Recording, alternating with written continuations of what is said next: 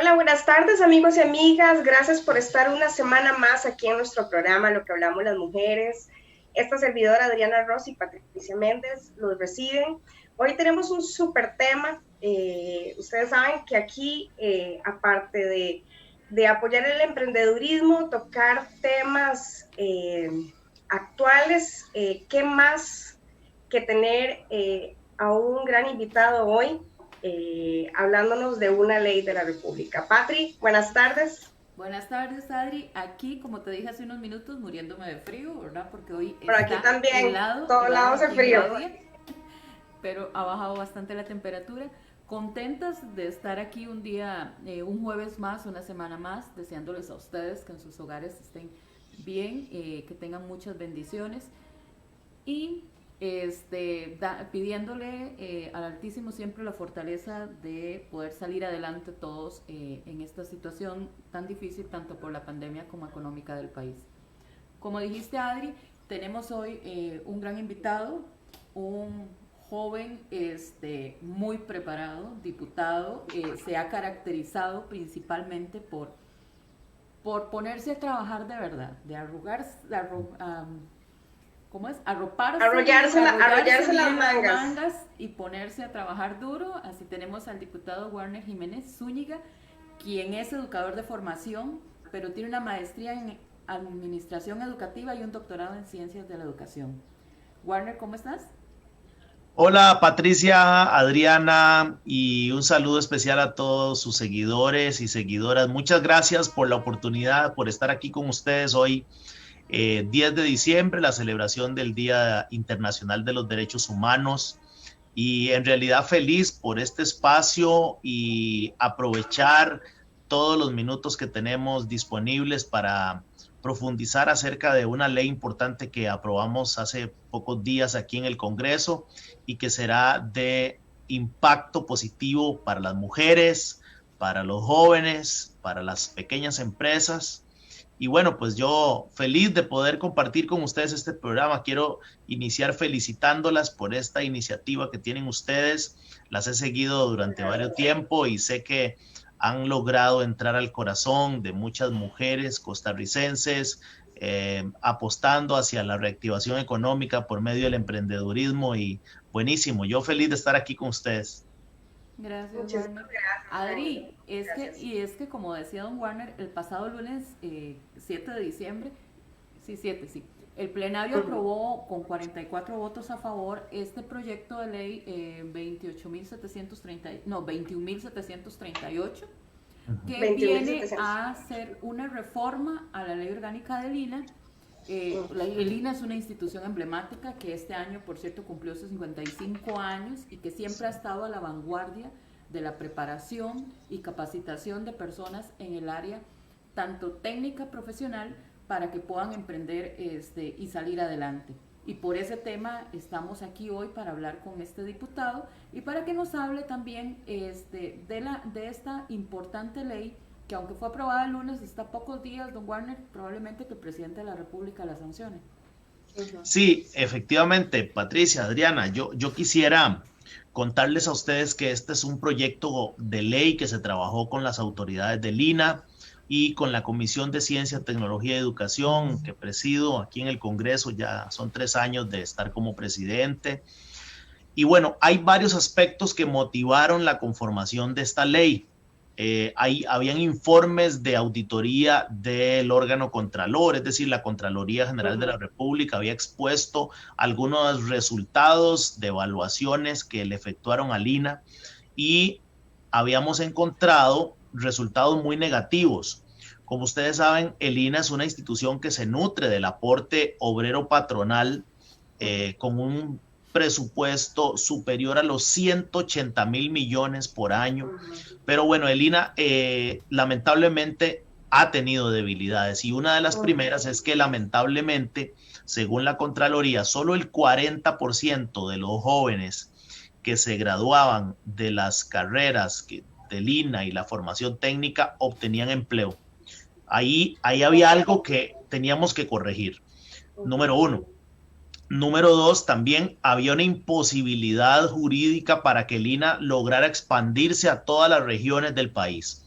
Yo creo que hoy Costa Rica tiene que resolver el desafío de fortalecer la regionalización, no solo educativa, sino en el empleo y otros ámbitos. Y bueno, en el INA también aparecían esas debilidades de subejecuciones presupuestarias, es decir, el INA presupuesta 180,000 millones de colones por año y solo ejecuta 100,000 y 80,000 guardados en superávit. Y nos parece que en medio de la pobreza que tenemos, del desempleo y de la falta de oportunidades, era muy necesario buscar la forma de hacer el INA más ágil.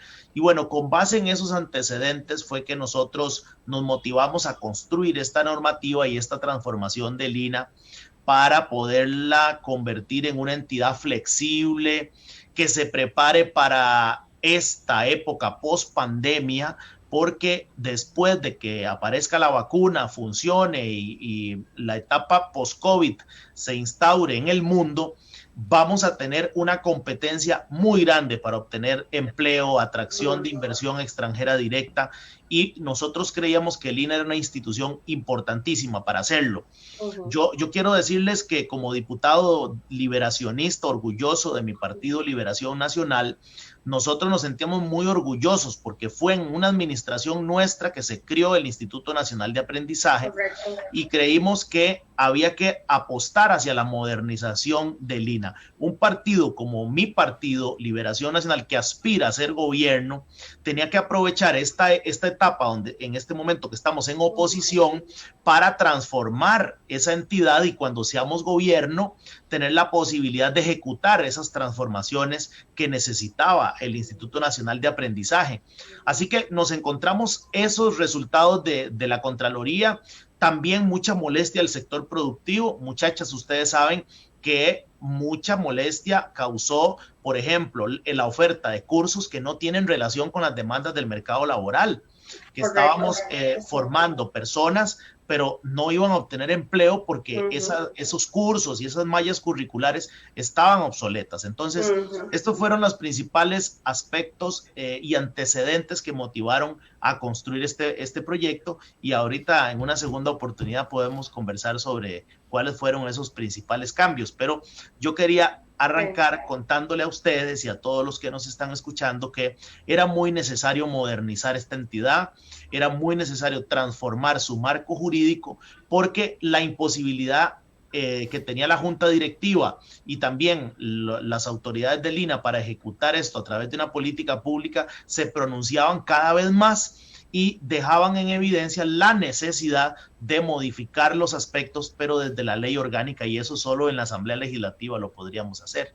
Definitivamente, ¿no? Y también, qué importante, señor diputado y Patri, yo creo que ha sido una reforma muy importante porque llevamos prácticamente 30 años de que el INA viene funcionando de la misma manera. O sea, el INA no evolucionaba, no se actualizaba, y yo creo que la única forma era, yo sé que va a sonar un poco, no sé cómo decirlo si tan político, pero definitivamente tenía que ser un diputado, el liberacionista, que tomara la bandera de un proyecto que nació en un gobierno liberacionista, porque hemos visto y hemos pasado por varios gobiernos donde el INA simplemente está ahí, punto, y no le daban mayor crecimiento ni nada, ¿verdad?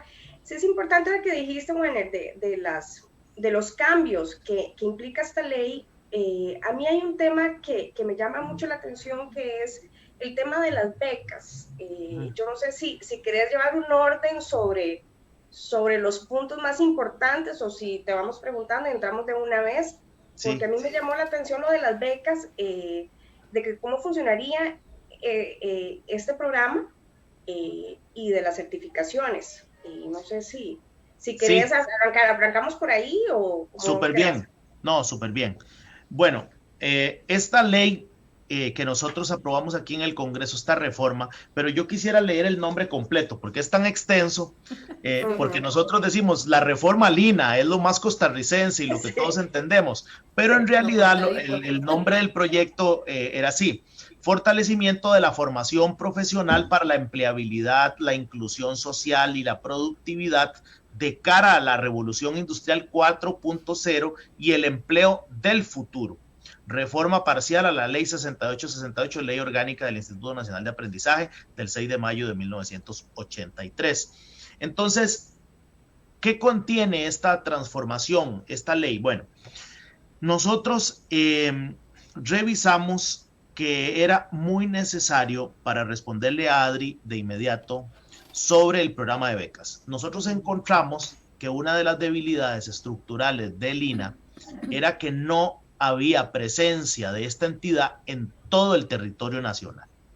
Entonces, un joven de una zona muy rural de Costa Rica, como Upala, o alguna zona como en Cotobruz, donde yo provengo, o de Jacó, por ejemplo, donde no hay fortaleza del INA en una carrera determinada, bueno, el programa de becas lo que va a permitir es que ese joven pueda recibir un subsidio para matricular la carrera de su interés y donde haya demanda del mercado laboral en otra entidad que no sea el INA, pero que esté autorizada por el INA.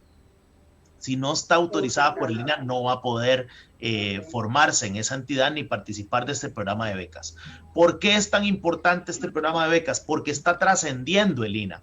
El INA está comprendiendo que esta transformación que se requiere de cara al empleo de la revolución 4.0 va a necesitar del apoyo y formación de otras entidades, y voy a mencionarlo, puede ser universidades públicas, universidades privadas, institutos públicos, institutos privados. Ustedes saben que las universidades públicas tienen institutos dentro de las universidades, igual las universidades privadas, universidades internacionales, sector cooperativo, se me ocurre, por ejemplo, ¿verdad? Entonces, era comprender la necesidad de adaptar estos cambios para que los jóvenes participen de estos programas de becas.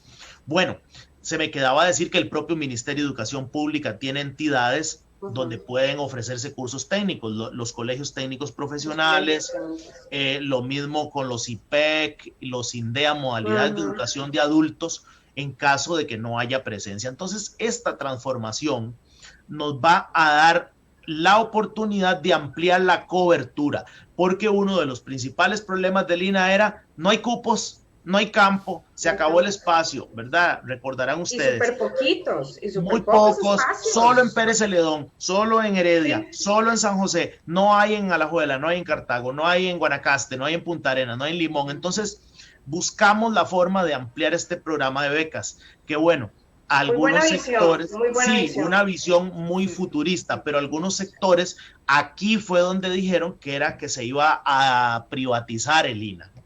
Este es el argumento que emplearon para decir, se va a privatizar porque van a poder ir a otras entidades, pero no profundizaron el contenido del proyecto. Son convenios. Era, claro, convenios que existen todas las entidades. Ustedes han visto la UCR firmando convenios con hospitales, etcétera. O sea, Warner, es una cosa normal. El mismo INA tiene convenios con instituciones como la Asamblea para capacitar en computación a sus empleados. Claro, ya son existentes. El INA tiene convenios con el sector privado, ¿verdad? El INA ofrece cursos dentro de hoteles, dentro de industrias, dentro de fincas agropecuarias. Es decir, esto no es una cosa que sea totalmente nueva, pero sí novedosa en el sentido de que va a dar la posibilidad de ampliar más la cobertura para que más jóvenes que hoy no estudian y no trabajan adquieran habilidades para un oficio. Yo estoy preocupadísimo.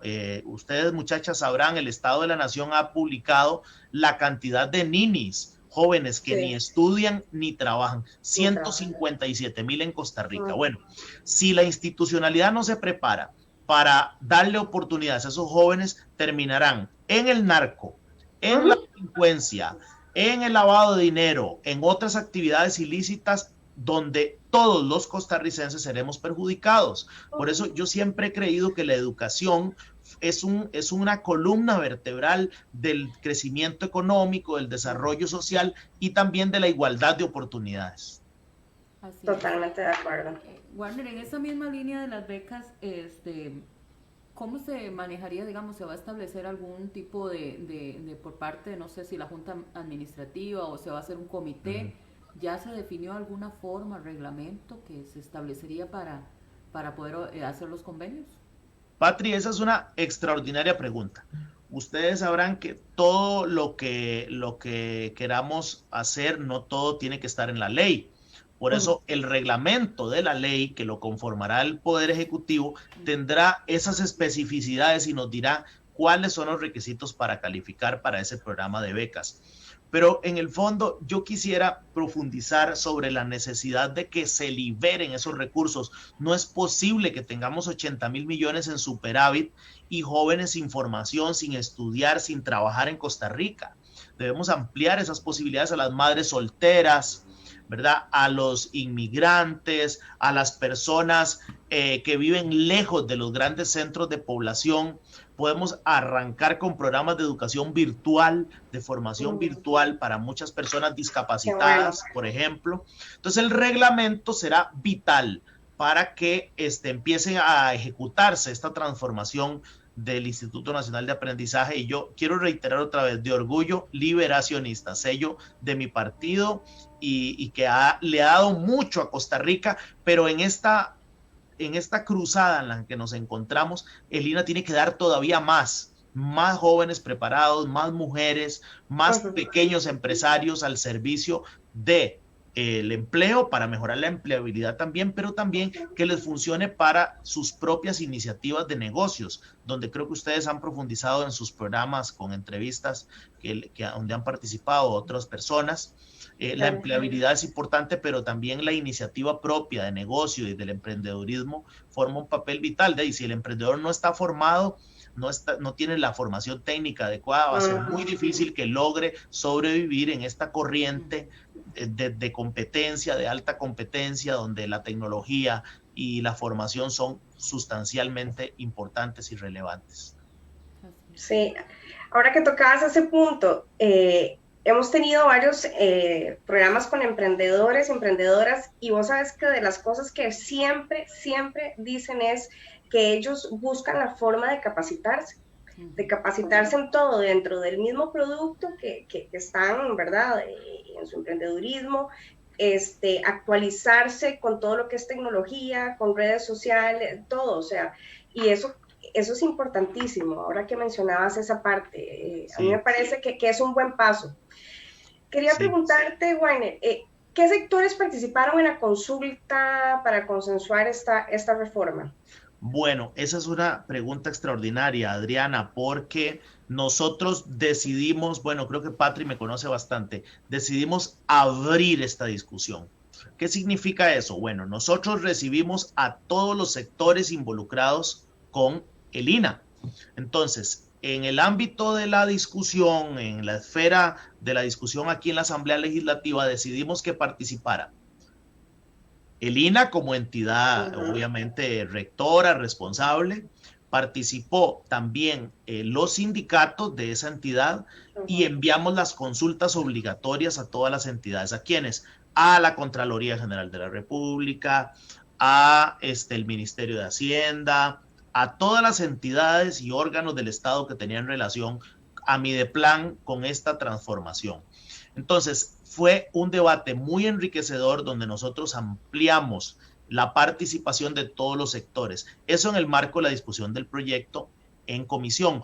Pero cuando el proyecto pasó a plenario, inició un proceso de diálogo profundo con los diputados, porque ustedes saben que aprobar una ley en asamblea es muy difícil.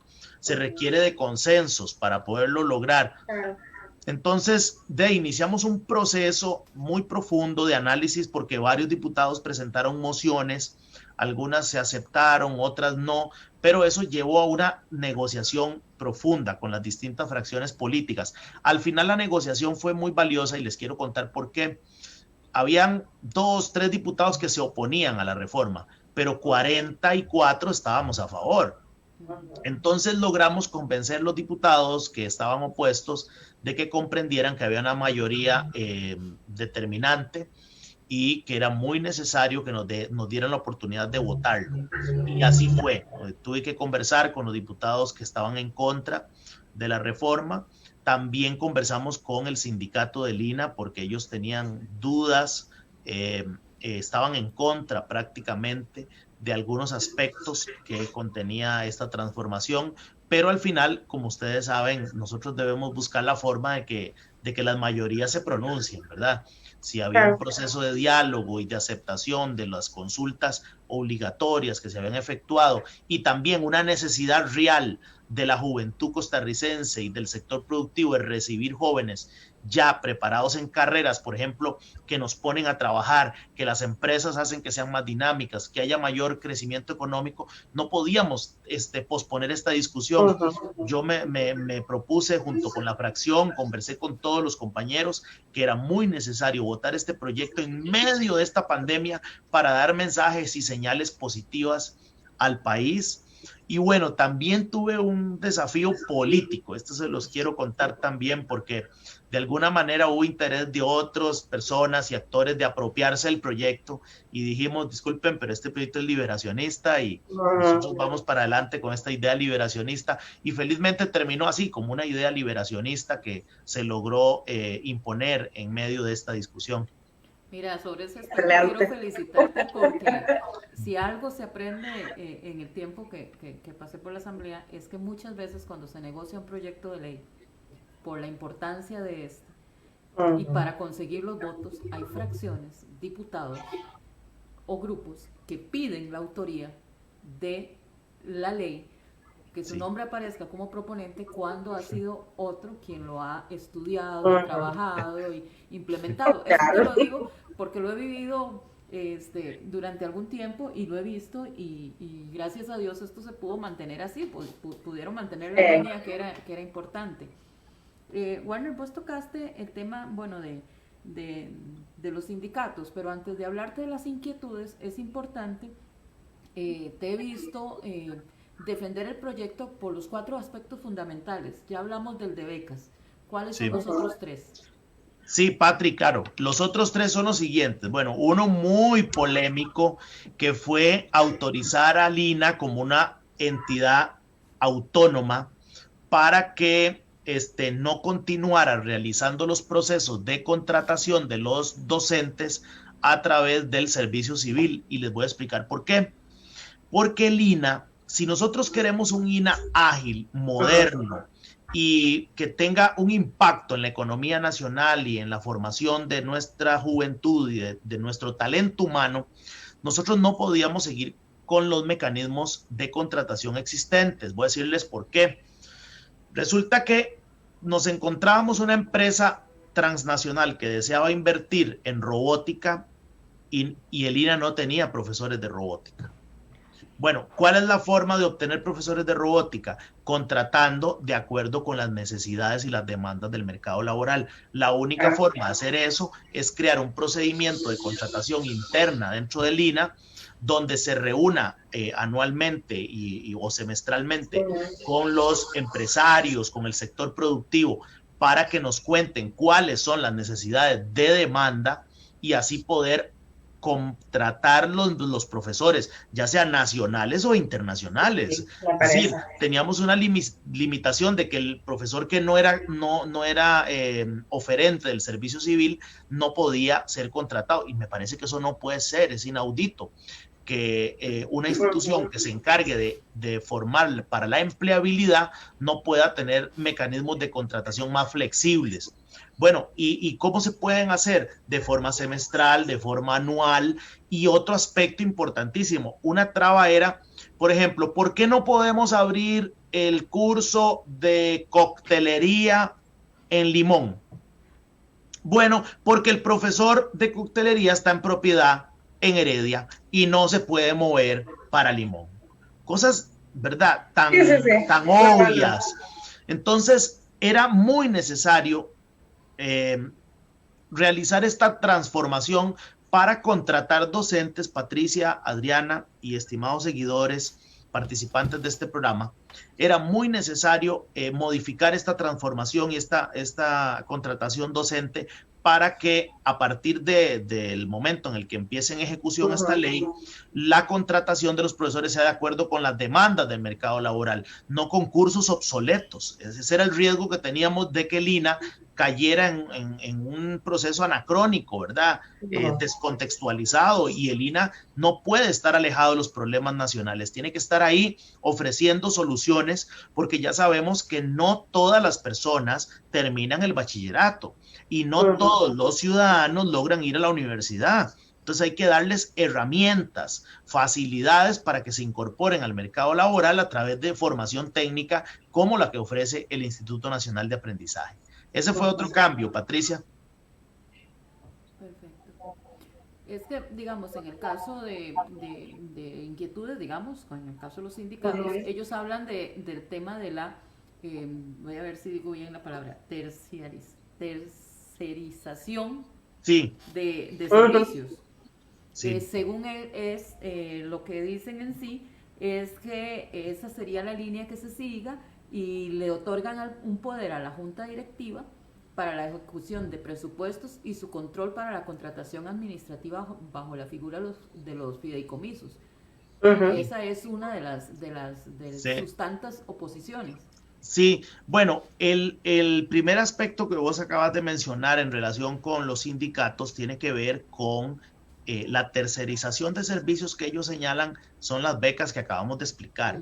Entonces, ese argumento es insostenible, porque nosotros lo que estamos propiciando es ampliar la cobertura en lugares donde no hay presencia del INA, habilitar la posibilidad que estudien con otros institutos, con otras entidades públicas o privadas, ¿verdad? Entonces, ahí yo creo que podemos tener claridad sobre esa duda. Después, lo de los fideicomisos, eso sí lo voy a explicar de inmediato. Bueno, hoy uno de los problemas que tiene el INA para ampliar la infraestructura en las sedes regionales es su dificultad con los mecanismos de contratación administrativa para poder hacer más obra en las sedes regionales y donde sea necesario, no es solo en las sedes regionales, donde sea necesario.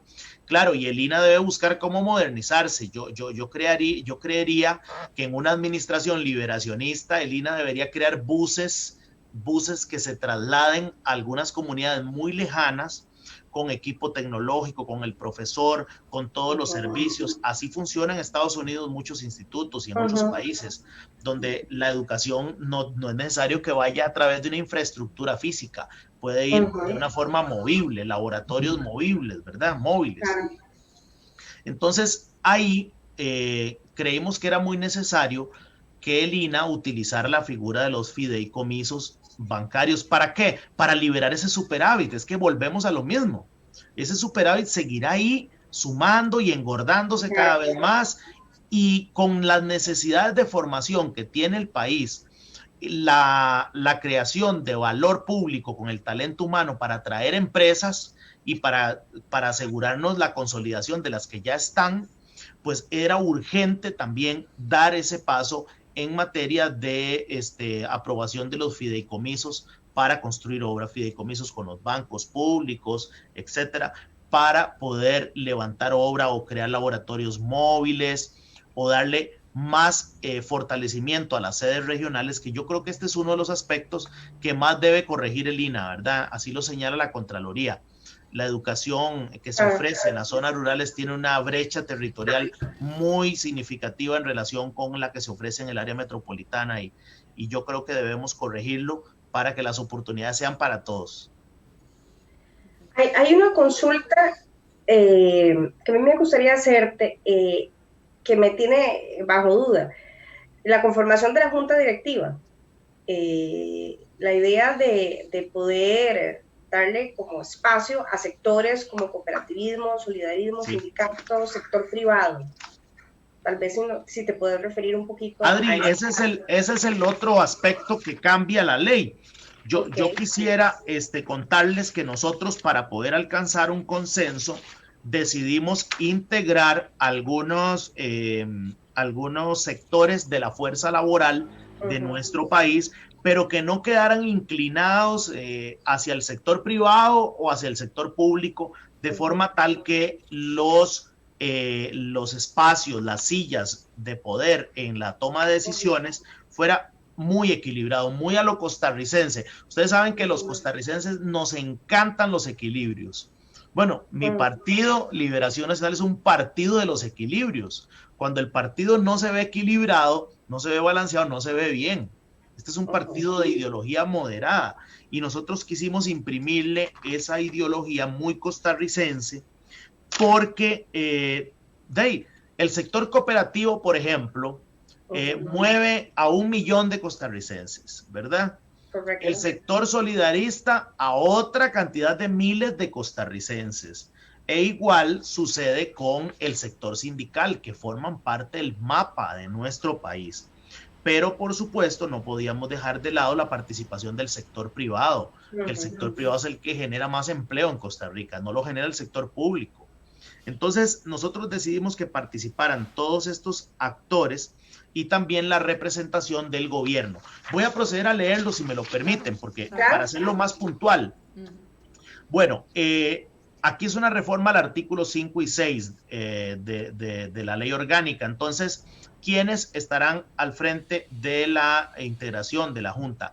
El presidente o presidenta del INA, los ministros de Trabajo. Es importantísimo el Ministerio de Trabajo porque hace toda la prospección laboral hacia dónde debe dirigirse los procesos de formación técnica. El Ministerio de Educación Pública, que tiene un papel fundamental en la identificación y en el apoyo curricular, ¿verdad? Así como representantes del sector empresarial, ¿verdad? Donde le dimos voz a todo el sector productivo nacional y los del sector laboral, como les decía yo anteriormente. Nosotros ahí quisimos que pues la junta directiva sea bastante democrática, muy colegiada, porque lo pueden ver ustedes, es una junta muy colegiada, donde las decisiones serán muy técnicas. Es decir, tener al Ministerio de Trabajo, al Ministerio de Educación, al sector privado diciéndonos cuál es el camino para esta transformación, pero también como un contrapeso el sector laboral que dirá, bueno, mire, tenemos que decidir en esta dirección, pero tenemos estas otras recomendaciones. Así que ese fue otro cambio, Adriana. Muchas gracias por la pregunta, más bien, porque ese fue otro cambio que era muy necesario hacer, transformar la junta directiva para dar mayor espacio, mayor democratización y hacerlo de una forma más colegiada. Warner, ahora vos también lo tocaste en los aspectos que estaban el hecho de los nombramientos, ¿verdad?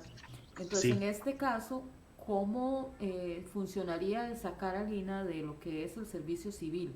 ¿Cómo se resguardarían los derechos laborales, que es lo que tanto han criticado algunos sindicatos? Sí, Patri, lo primero es que ninguna ley puede ser retroactiva, ¿verdad? Esto aplicaría para nuevos funcionarios, o sea, primero. Pero también yo quisiera hacerlo más literal y poderlo compartir con ustedes. Esa es una reforma del artículo 24 de la ley orgánica del INA, que puntualmente dirá lo siguiente: el recurso humano del INA estará sometido a un régimen de empleo que garantice la idoneidad en la selección de las personas en cuanto a nombramiento, remoción y condiciones laborales por las regulaciones que en ejercicio de su potestad reglamentaria apruebe la Junta Directiva.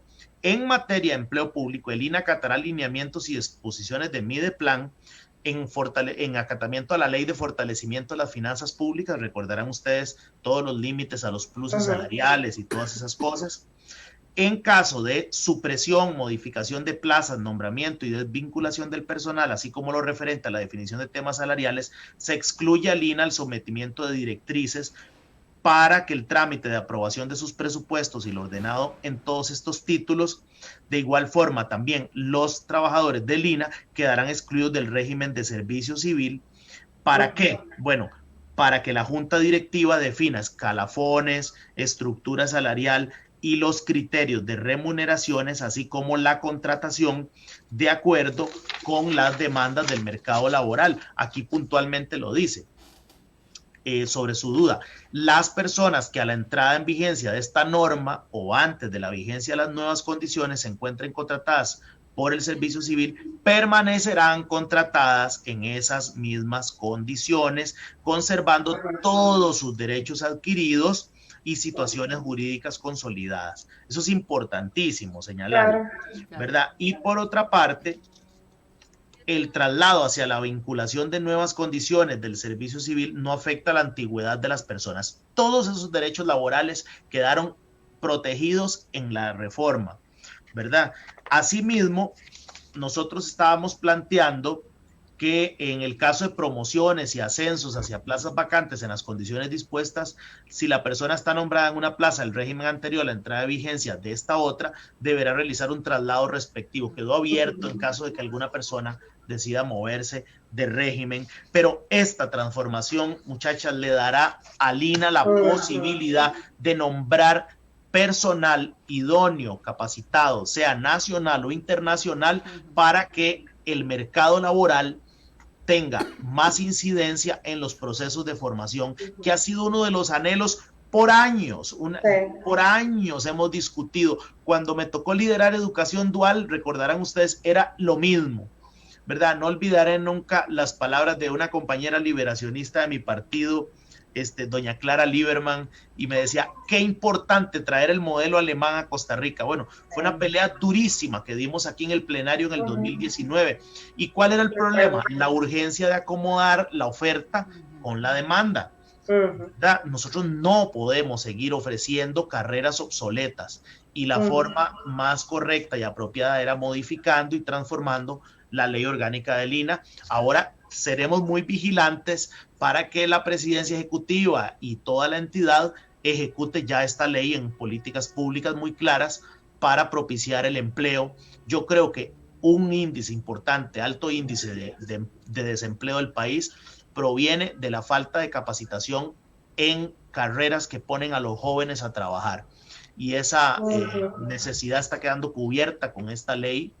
No sé cuánto será el impulso que le dará esta administración, pero ojalá que la próxima administración sea liberacionista y podamos hacer estas transformaciones y darle mayor herramientas a la juventud para combatir el desempleo, para combatir la pobreza. Yo no soy de los que creo que a las personas hay que darles el pescado, hay que enseñarlos a pescar, ¿verdad? Que aprendan a tirar la caña para que puedan pescar, y estas son las herramientas que puede ofrecer el Estado costarricense con una institución orgullo nacional como lo es el INA, ¿verdad? Las experiencias de formación técnica del INA a lo largo de la historia han sido maravillosas. Personas que han salido de la pobreza, de la prostitución, de la drogadicción, con programas de formación del INA, pero ahora requerimos hacerlo más moderno, más flexible, con carreras que realmente respondan al mercado laboral, y con otras carreras, muchachas, que todavía no sabemos cuándo van a tener mayor fuerza. Todavía ni existen probablemente. El Banco Mundial hizo un estudio y señaló que el 70% de las carreras del mercado laboral que tendrán los niños que están hoy en las aulas, es decir, los próximos 20 años, son carreras que todavía no existen. Es cierto. Trabajos que todavía no existen. Además, imagínense, el 70%. Nuestro país, y principalmente la fuerza laboral de Costa Rica, se caracterizó durante muchos años, por eso es importante tal vez esta reforma, se caracterizó durante muchos años por empresas que venían aquí por el material humano. Entonces, ¿cómo nos vamos a quedar atrás en el avance de la tecnología teniendo una institución como el INA? Así es, Patricia, y nosotros tenemos que liberar esa atadura mental de que todas las personas tienen que ir a la universidad. Eso no es así. Alemania superó esa barrera mental hace mucho tiempo y dijo, más de la mitad de los jóvenes van a formación técnica, formación dual, a programas de formación técnico profesional, y la otra mitad a las universidades, y ese es un país muy próspero. Hay técnicos que hoy tienen salarios más elevados que funcionarios del gobierno central o empleados del sector privado, ¿verdad? Personas que se formaron en entidades como el propio INA, por ejemplo. Yo conozco técnicos en refrigeración que tienen un salario superior al de un educador, por ejemplo, ¿verdad? Entonces, son carreras donde usted puede crear su propia empresa y puede también obtener un empleo de calidad con una muy buena remuneración. Más de 4 millones, decía, estuve viendo la información que ha formado el INA en toda su creación, más de 4 millones de costarricenses. Correcto. Bueno, antes Increíble. de continuar, les voy a leer unos mensajitos, Adri, si me falta alguno. Eso era lo que te iba a decir, Patrick, porque de hecho vi unas consultas, pero antes de que lo leas, a mí la palabra modernización me encanta. O sea, hay que empezar a modernizar educación, tantas cosas que hay que hacer, porque si no nos vamos a quedar atados a la formación y a esas estructuras desde hace 30 años, ¿verdad? Yo creo que modernizarlo y la apertura de la gente, la mente, en verdad tienen que abrir esa mente y ver más allá, porque no podemos seguir así. O sea, todo camina, todo avanza y nosotros nos quedamos. Y ahí hay unas consultas, Patri, sí, que vienen, que de hecho por eso hice este comentario. Perfecto. Bueno, tenemos primero a Grace Beital Pizar, que dice excelente profesional, muy preocupado por el país, ha desplegado sí, una excelente labor en la Asamblea Legislativa. Larry Godoy, para respuestas del tiempo. Gilbert Gutiérrez, el INA tiene laboratorios móviles en diversas áreas. Gilbert también comenta con respecto a que el INA pague a centros privados cuando no tienen el curso, me parece contraproducente. Entonces, ¿dónde queda la labor del INA? Pero esa ha sido siempre la junta directiva del INA. ¿Dónde está lo novedoso? Don Víctor Emilio Láscares, Warner Jiménez ha demostrado ser un excelente diputado, trabajador y con una gran capacidad negociadora. Elena Alfaro, saludos Adriana, lindo y buenísimo tema. Roberto Chavarría, saludos cordiales, buenas tardes. Elena Alfaro, yo acabo de llevar un curso en el INA y excelente, me costó porque fue virtual, pero lo logré, o sea, me modernicé a la fuerza, jaja. Sí. Qué linda. Bueno, muy bien. Saludos, Elena, bueno, qué dicha. Bueno, y tal vez si le puedes contestar a don Wilbert esa consulta que hizo, no sé si... Sí, bueno, yo creo que la duda que tiene don Gilbert es... Wilbert, es que si utiliza, dice, el INA pague a centros privados. Sí. Eso es lo que... O sea, no va a ser así porque... Cuando hablan de que el INA va a contratar, digamos, a establecer convenios, la gente se cree que tiene que pagar. Que la gente tiene Perdón, convenios es yo te doy, vos me das. Esa es la definición de un convenio. Claro. Y lo vemos en universidades privadas y todo. Exacto, yo quisiera profundizar sobre ese aspecto, porque aquí hay una confusión muy grande y no quisiera yo para nada que a don Gilbert le quede esa duda y a los que nos están escuchando, porque en realidad el programa de becas es para poder ampliar la cobertura, en el sentido de que si no hay presencia del INA, no estamos diciendo que se va a suplantar. Si el muchacho es de Heredia y hay espacios disponibles en la sede de Heredia del INA, lo vamos a recibir. Pero si no hay espacios disponibles porque hay mucha demanda, si no hay oportunidad, ¿por qué no le vamos a dar la oportunidad a ese joven que se pueda formar en otro centro que sea certificado por el INA? Estamos ampliando las oportunidades y las posibilidades. Yo conozco experiencias de personas, mujeres, madres solteras, que dicen, no pude entrar al INA porque el curso de cómputo ya está lleno, se llenó, ¿verdad? Porque ya se acabó la fila. Entonces, ¿por qué no le vamos a dar la oportunidad a esa señora o a esa joven que vaya a certificarse a una institución pública, a un instituto de una universidad pública o privada? Me parece que ahí hay un sesgo en contra del sector privado, porque el programa de becas aplica también para el sector público. Así que yo quisiera despejar esa nebulosa sobre que esta inclinación es hacia el sector privado. Si hay una universidad pública que ofrece cursos como lo establece los cronogramas y los programas que ofrecen las universidades públicas, ¿por qué no puede participar ahí? Claro que lo puede hacer. Entonces era muy necesario, creo yo, despejar esa duda sobre la inclinación hacia el sector privado. Puede ser también al sector público, es universal. Yo quiero poner un ejemplo, contarles una anécdota de un primo que él es su chef y tenía que llevar el curso de manipulación de alimentos de INA porque se lo estaban pidiendo. Y 3 veces fue y me llamaba frustrada, me decía, Adri, llegué a no sé qué horas de la madrugada cuando abrían ya la matrícula y se caía una fila, un filón, y 3 veces no pudo matricularse porque se quedaban sin espacio. Entonces Yo vieras que en lo personal, porque lo he visto, como digo, hasta con mi propia familia, me parece excelente que en zonas tan remotas donde uno ve a la gente que quiere superarse, quiere estudiar, hay que ir a lugares, ahora me di cuenta, Marbella, que estuve ahí un tiempo, la gente quiere superarse, quiere trabajar, pero no tienen las herramientas. Entonces, a mí me parece excelente esta oportunidad que le están dando a la gente de poder educarse y poder llevar los cursos y ¿por qué no? Esto es una inyección para que la gente pueda tener cómo subsistir y vivir. Claro, Adri y Patri, ustedes me permiten leer puntualmente la reforma sobre el programa de becas, sí, para aclarar aún más y ampliarlo mejor. Bueno, es el artículo 21 bis, ¿verdad? El que va a decir lo siguiente: cuando el INA no tenga la capacidad de brindar a la atención a una persona para un determinado servicio de capacitación y formación requerido por esta, en un plazo razonable y oportuno definido técnicamente por la institución vía reglamento, ya sea con su propio personal docente o mediante contratación de servicios, el instituto podrá otorgar becas para cubrir el costo de dichos servicios en centros públicos o privados, prestatarios de estos servicios a elección de las personas, siempre y cuando se den, ahora sí, vienen los parámetros, ¿verdad? Las condiciones. A.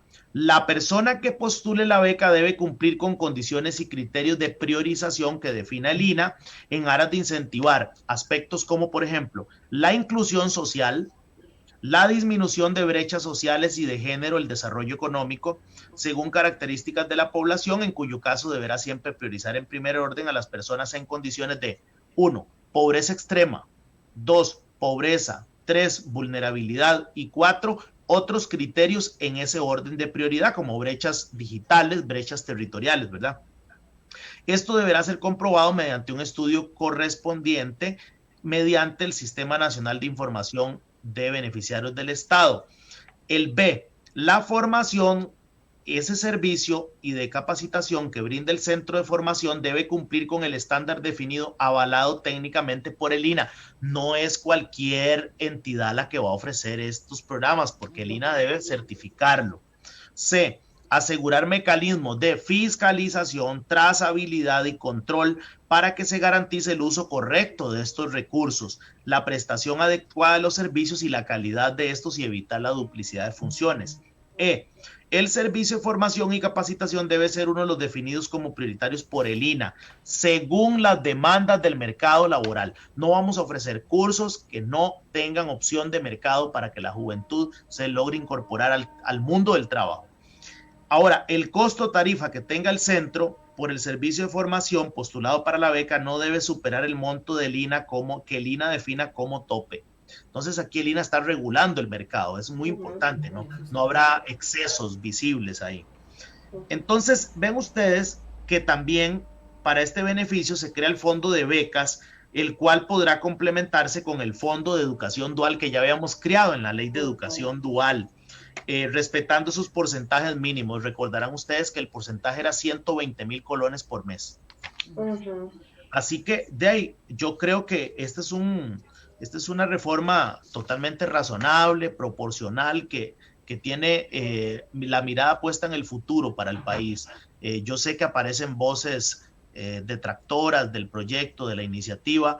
Todos quieren que las cosas sigan como están en Costa Rica, pero hay un grupo aquí que tenemos un espíritu reformista y creemos que hay que hacerle cambios a las normativas de algunas entidades, y por lo menos a mí, donde yo he dado énfasis en la educación, ha hecho un esfuerzo para que se puedan hacer reformas importantes a la educación del país, tomando en consideración también el INA como una institución, así lo señaló la OCDE, estratégica para la empleabilidad, la inclusión social, el desarrollo económico de nuestro país. Exacto. Además, o nos actualizamos todos o nos vamos todos, quién sabe a dónde, o sea, porque a cómo está esto de difícil a nivel mundial en la economía, es a lo que están optando los países. Totalmente. La formación en áreas de apoyo que sean técnico profesionales y que permitan a las personas desarrollarse como sí. Warner, bueno, ya hablaste de los 4 aspectos fundamentales, pero ¿hay algún aspecto más que quisieras resaltar o que contenga esta reforma? Bueno, yo quisiera, sí, Patri, muchas gracias. Yo quisiera eh, decirle a los costarricenses que eh, el país atraviesa por una crisis muy profunda.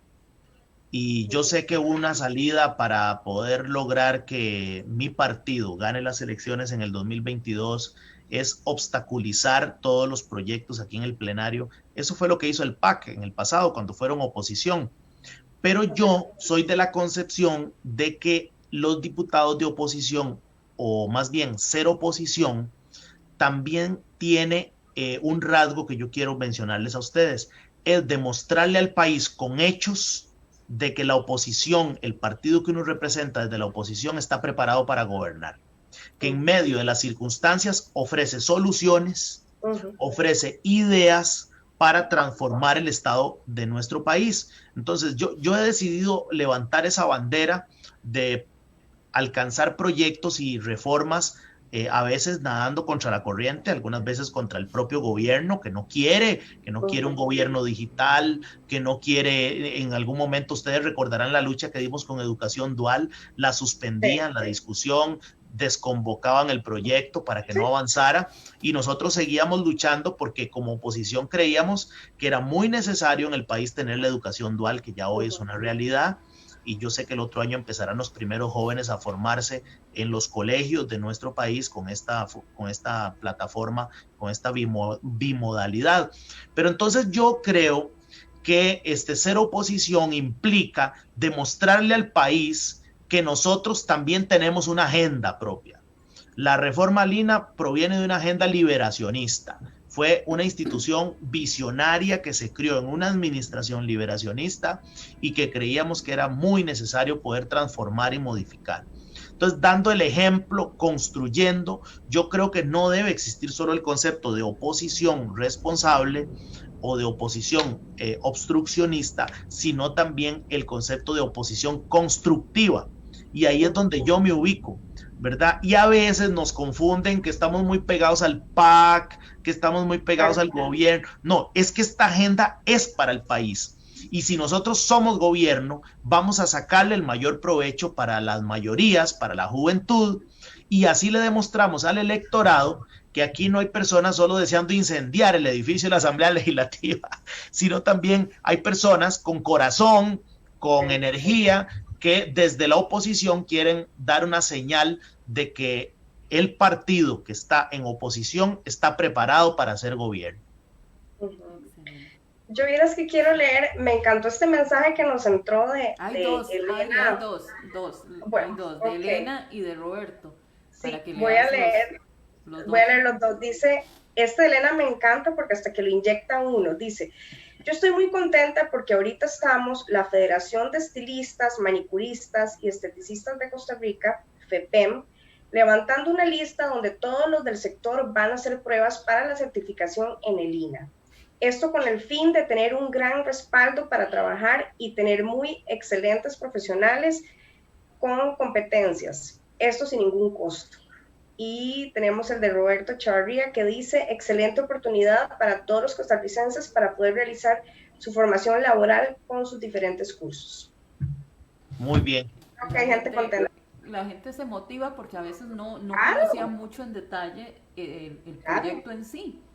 Sí. Entonces, ahora ven una oportunidad más de acceso y de poder llegar porque, te los pongo como un ejemplo. En esta situación que estamos viviendo económica, muchas de las personas que han visto disminuidas sus jornadas laborales o peor, se han quedado sin trabajo, optan por emprender. Además de que siempre hemos sido un país de emprendedores. Pero uno de los emprendimientos es la comida. La comida, el servicio de comida, sodita, restaurante, incluso de catering, y para eso tienen que tener manipulación de alimentos. Sí. Y hay muchos lugares donde los dan, pero el Ministerio de Salud no los reconoce. El INAH es una fuente importante para esto, además de la certificación, que muchas de estas personas a veces tratan de tener acceso, pero dependiendo del lugar donde viven, como dijo Warner, el cupo o la dificultad, pues ahora van a tener una oportunidad de ampliar y de conseguir la certificación que tanto buscan, no solo para esto, pensemos a los que se quieren dedicar al turismo rural o a las pequeñitas empresas que vayan a hacer donde necesitan una preparación más profesional y de acorde como la que da Lina. Sí, totalmente de acuerdo. Yo creo que esta es una institución a la que debemos darle una atención prioritaria en la reconstrucción de nuestra economía. Creo que el próximo año tendremos la vacuna para combatir el COVID-19 y entonces empezaremos la reconstrucción, la reactivación, porque son dos cosas diferentes. Ya no podemos hablar de reactivación sin hablar primero de reconstrucción de nuestra economía. ¿Cómo nos vamos a levantar después de este periodo como si hubiéramos estado en una guerra contra un fantasma invisible como lo ha sido el COVID? Ustedes saben que muchas empresas han quebrado, muchos pequeños negocios han desaparecido, muchas familias están hoy sin ingresos y bueno, el INA tiene un papel fundamental en la reconstrucción de nuestra economía, una institución que tiene presupuesto, que es una entidad sólida financieramente y debemos buscar la forma de liberar esos recursos en esos programas de becas para los jóvenes. Yo prefiero 120,000 colones de esos en los jóvenes estudiando, pagando sus cursos, su alimentación, su transporte y aprendiendo y generando oportunidades que no en la violencia, en el narcotráfico, en la prostitución y en otros males que no podemos dejar crecer en el país. Tenemos que combatirlos con más y mejor educación. Así es. Bueno, Patri, llegamos. Ya, y se acabó. Llegamos a la hora. ¿Cómo visualizas vos, Alina, en 2, 3, 4, 5 o más años, ya cuando se apliquen estas normas, estas reformas? ¿Cómo lo visualizas? Con eso nos quedamos. Patri, muchas gracias. Bueno, yo visualizo a Lina y a Adriana, yo lo visualizo cerca de las comunidades, ¿verdad? Sea de forma presencial o de forma virtual. Así lo visualizo.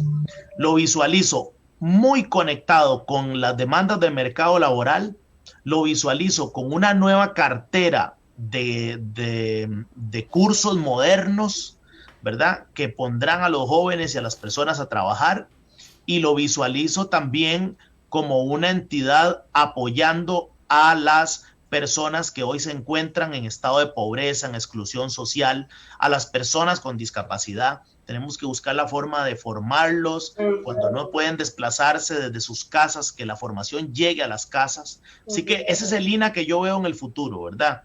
Un INA contribuyendo para que exista mayor empleabilidad, para darle oportunidades a las personas en estado de pobreza, vulnerabilidad, pobreza extrema, y también para darle la garantía al país de que podemos atraer más empresas porque hay un talento humano que está disponible. Si no tenemos la formación en el momento, al menos que la ley nos permita formarlos en el mismo lugar de trabajo para que podamos atraer más empresas que paguen impuestos en el país y que generen más empleo. Ahí lo veo yo en los próximos 4 o 5 años. Excelente. Bueno, Adri, con esa visualización que te pedimos, despedir el programa, pero sin antes también decirles que vamos a cerrar el año sobre la misma línea que hemos tenido el programa anterior con emprendedores. Entonces queremos cerrar el próximo jueves 17 con un programa muy especial de 1 hora y media. A veces se nos va más, ¿verdad? Pero nada tiene, para eso están las redes, para que nos aguanten. Con varios, un grupo muy bonito, Warner. Vieras que iniciamos, nos encontramos un grupo en Facebook de gente que emprende, tienes más de 130,000 personas, el grupo de pequeños emprendedores, donde también hay gente que contrata servicios. Invitamos uno y hemos tenido una respuesta increíble, porque en el programa pasado tuvimos 4, ahora tenemos una lista como de 8 personas y nos siguen inscribiendo para poder participar y enseñar sus productos. Entonces quisimos ahora ponernos un poco de acuerdo sobre tener ese cierre con un programa de emprendedores, si Dios lo permite, el próximo jueves a las 5 de la tarde, y tenerlos aquí para que puedan darles a conocer a ustedes tanto la forma de contactarlos como los productos que ofrecen. Bueno, pues es maravilloso. No, más bien, Warner, muchísimas gracias por habernos acompañado hasta ahora. Decirte que que te felicito. Te felicito por haber tomado la batuta a este proyecto, ser el abanderado de la educación. Definitivamente, personas como vos son las que necesitamos, con una mente amplia, una excelente formación y que quieran modernizar y que quieran lo mejor para el país. Entonces, por mi parte, felicitarte. A mí me encantó. Cuando Patri me dijo el tema, yo dije, Patri, por supuesto, hay que dar a conocer este tema tan importante. No se puede quedar sin comunicar absolutamente nada. O sea, Dios guarde. La gente tiene que saber qué está pasando y qué están haciendo. Entonces, felicitarte y muchísimas gracias por acompañarnos. Patri. Adriana, Igual, Patricia, qué amables. De mi parte, sinceramente, agradecerte mucho, Warner, porque les cuento, yo contacté a Warner hace más de una semana, y él estaba muy, muy ajetreado en ese momento, sí. Había pendiente una votación, y me dijo de una vez, veamos para el futuro, entonces lo comprometí, el próximo jueves, sí, de una vez, y aquí lo tenemos. En ese momento apenas estaba para el primer debate, y nos tocó el programa justamente cuando este lunes ya lo aprobaron como segundo debate. Qué dicha. Sinceramente, la disposición, Warner, siempre, de verdad, muy agradecida. Y a ustedes por habernos acompañado este jueves. Warner, te dejo para que te despidas. Te voy a pasar unos mensajitos porque sigue escribiendo la gente, entonces para que los veas. Bueno, muy bien. Felicitándote. De hecho, nos escribió hasta un muchacho de Lina, estudiante Lina. Que son estudiantes de Lina, digamos, como estudiante de Lina me parece interesante mucho este proyecto, don Warner. Creo que los costarricenses en general no hemos entendido la importancia de esta institución pública que se puede, aquí... Codear, yo creo que codear, incluso con universidades. Ojalá la reforma sea de forma integral y eficiente para el bienestar de todos. Kendall Umaña, muy acertado. Don Warner Jiménez, como es usual, el INA debe estar a la vanguardia en el tema de la formación profesional costarricense. Ahí sigue porque es un poquito largo. Roberto Chavarría, felicidades. Don Warner Jiménez, por tan buen proyecto. Y bueno, ahí tenemos varios comentarios felicitando a Warner. Muchas gracias. Agradecerte y agradecerles a ustedes. Te dejo para que te despidas. No, yo quiero primero agradecerle a Patricia, a Adriana, a todos los seguidores de este programa por la oportunidad. Creo que no tocamos un aspecto fundamental que era, ¿verdad? La mujer. Yo creo que este INA también tiene que tener rostro de mujer, pensar en esas madres solteras que hoy no tienen oportunidades. Aquí va a haber una puerta. Recordarán ustedes aquella frase del INA, la llave del progreso. Una frase liberacionista que se imprimió en la formación de esta entidad, y yo creo que sí, el INA es la llave del progreso y el INA es una entidad que nos colocará en el futuro con más oportunidades para el empleo, para el crecimiento económico de nuestra economía.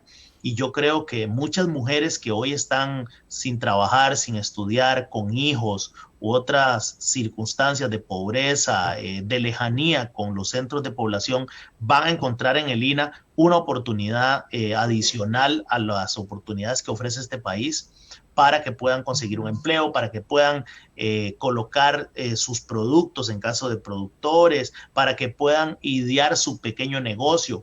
Yo creo que ahí es donde quiero ver ese INA aportándole al desarrollo nacional y generando mayor igualdad de oportunidades. Y a ustedes dos, muchísimas gracias. Lo he pasado de lo mejor y he disfrutado mucho el programa. De verdad, igualmente, gracias. Nos vemos muchas a todos gracias. El próximo jueves, Adri, a las 5 de la tarde. 5 de la tarde. Por Facebook Live, en su programa Lo que hablamos las mujeres. Muchas gracias. Gracias. Chao.